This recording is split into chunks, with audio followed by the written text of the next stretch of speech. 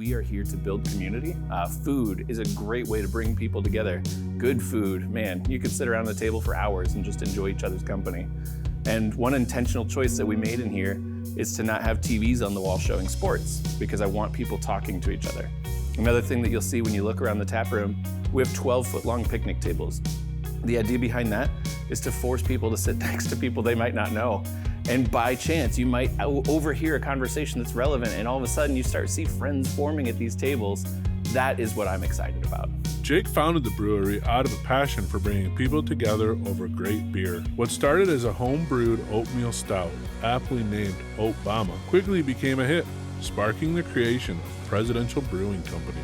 Serving as a restaurant in this community, we have a leadership position in our community, and we wanted to represent that well. So we thought, how can we support our local community the best that we can? And we found that being spread out across everything is not always the best answer, but trying to dial in and focus on a specific part of the community seems to fit really well.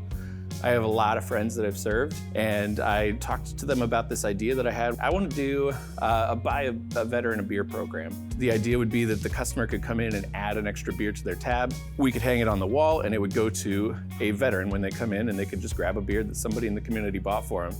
And all of them were super giggly about it. They thought that was such a cool idea. We also were friends with James Dentler through Zero Day, and they came over and talked to us before we opened and told us a little bit about what they did, and we just thought, man, this is such a cool partnership opportunity. Whatever we can do to support this organization and focus our efforts towards them, it's in alignment with what our brand is, and I'm really excited about trying it out. So we did, and it's been great since then.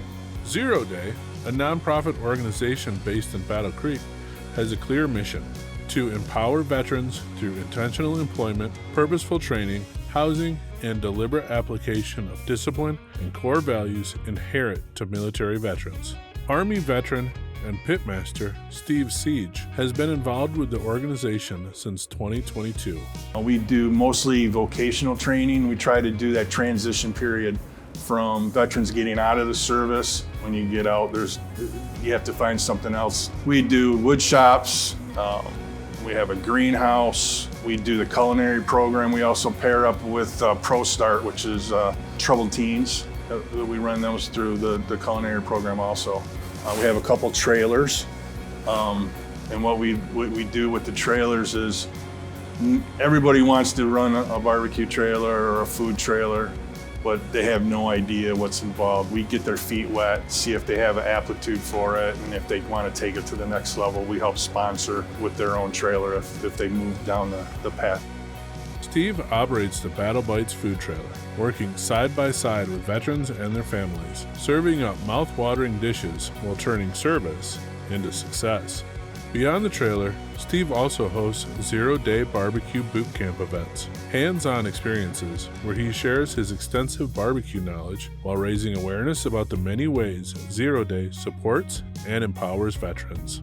Today we've got a ribs and rubs class, and I'm super excited about it. Seeing how to put the best rub mixes together, how to make your own barbecue sauce from scratch, and techniques from somebody that's a pitmaster that's been doing this for years. It's kind of funny.